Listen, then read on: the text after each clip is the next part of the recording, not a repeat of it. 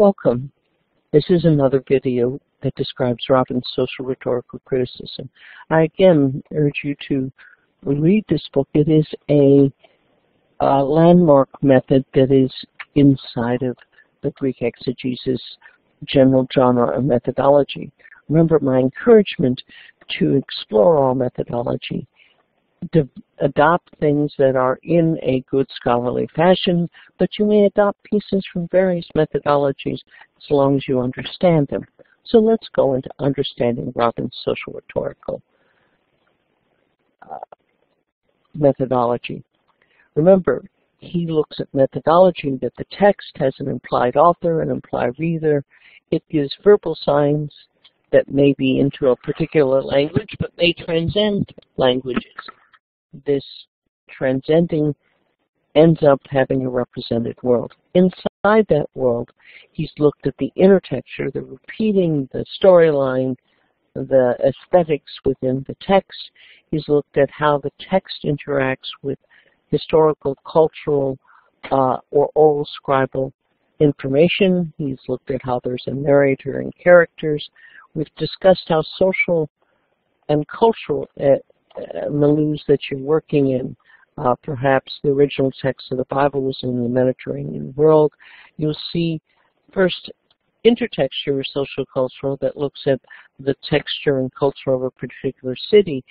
But as this is written and passed around to many churches within the Mediterranean area, you see a general social culture that goes beyond a single place, that has fears and ideas and hopes and dreams of a class of people within the Greco-Roman world. Finally, we come to ideological. Ideas move people. And when you have ideas in Socio-Rhetorical, let me quote Robbins Inner, is the ways we say and believe connects with the power structure and the power relations of the society we live in, and those modes of feeling, validating, perceiving, and believing, which have some relationship to the maintenance and reduction of social power. Now, the real key here is this is a look at power structures. Ideology and the power of ideas impacts things. When you have sociology and ideology as a study, you look at the sociology of meaning. What meaning comes from power structure?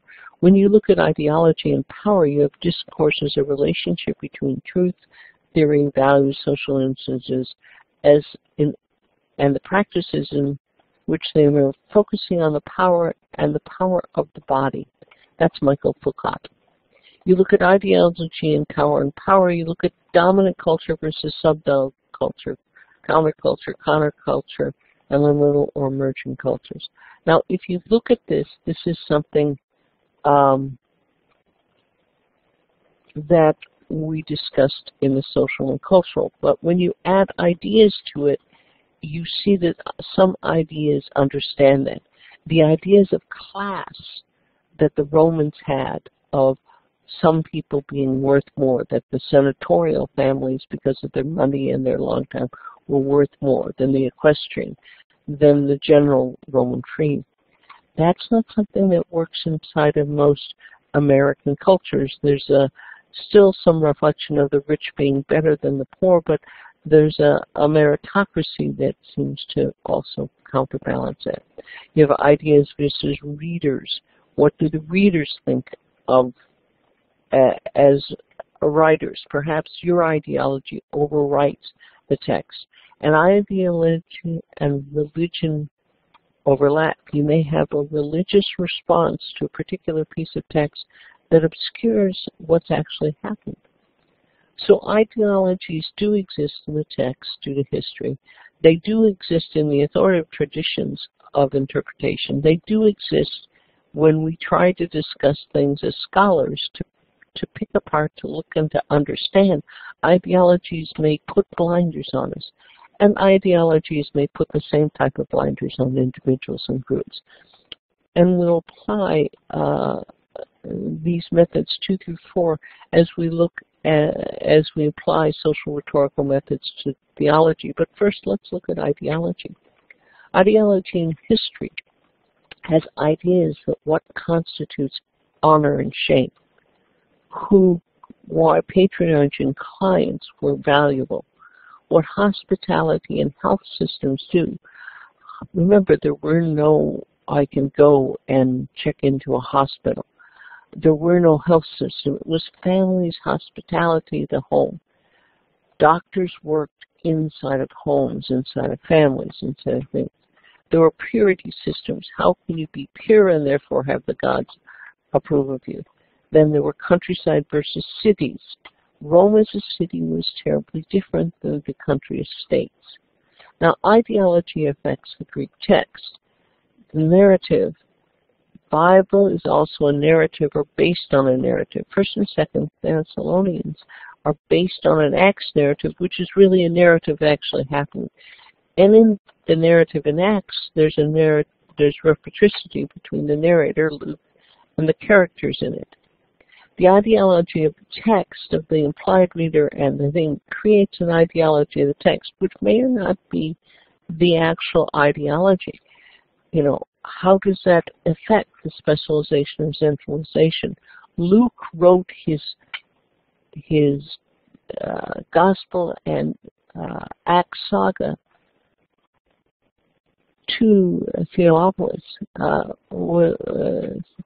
to a God lover. How did this ideology impact how he selected and created the text? Now, Elizabeth Schasser Florence suggests looking at the power dynamics and social system, and Robbins recommends it. Define the system of differentiation that allows the dominant people, the Roman, the Greco-Romans, to act upon the people in subordinate position. Does that impact how Luke writes to an upper class? Would he write to an upper class to affect all the others? That might be true. Do you articulate the types of objectives held by those who act upon actions of others? As Luke is writing to the higher social class, he's inflecting to provide reason that would then be considered by all. He's looking to act upon those who others will look at. Identify the meanings of bringing these relationships into being. Luke is writing. He's a doctor. He's perhaps actually had a relationship to this upper family as part of healing.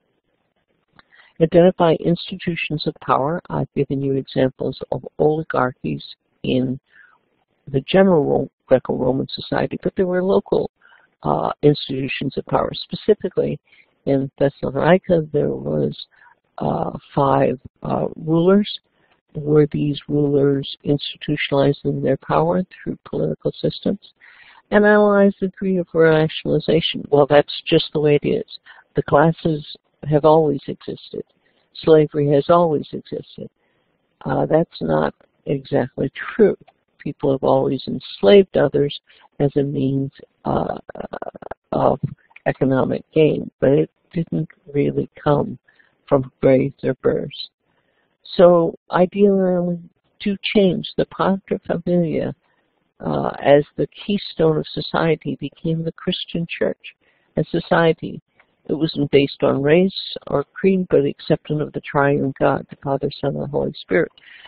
The Christian culture was a counterculture in Paul's time, an experience of an alien people in a foreign land, but it became the dominant culture, or the reportedly dominant culture, and seeing how that changed after 1313 Edict of Milan is really something we need to consider.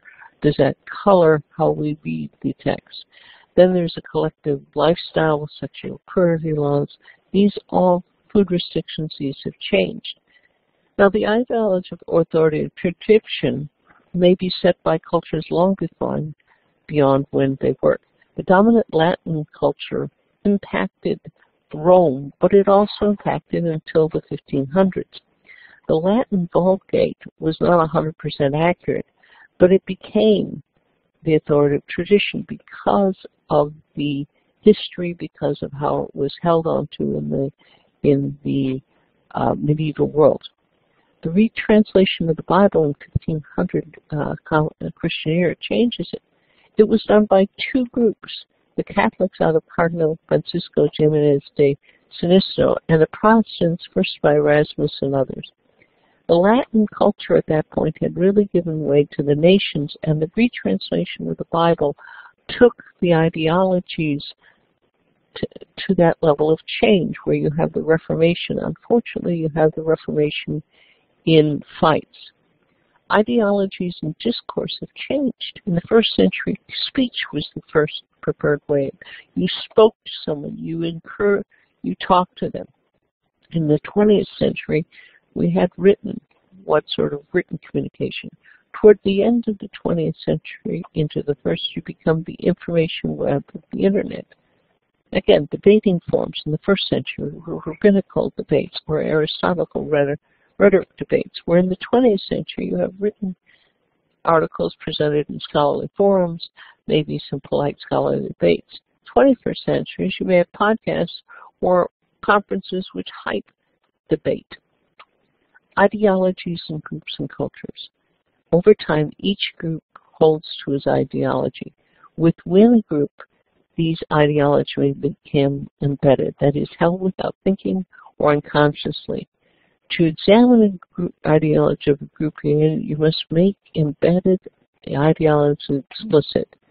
Now, those are the basically concepts inside of Robbins Socio-Rhetorical criticism. It helps us look at ideology as one of the textures we must uncover to peel away our assumptions and look at the reality of the text and see what God has for us. Now, next we're going to go beyond social rhetorical Christianism. We're going to go beyond Robinson's book, From Ideology to Theology, in a specific way.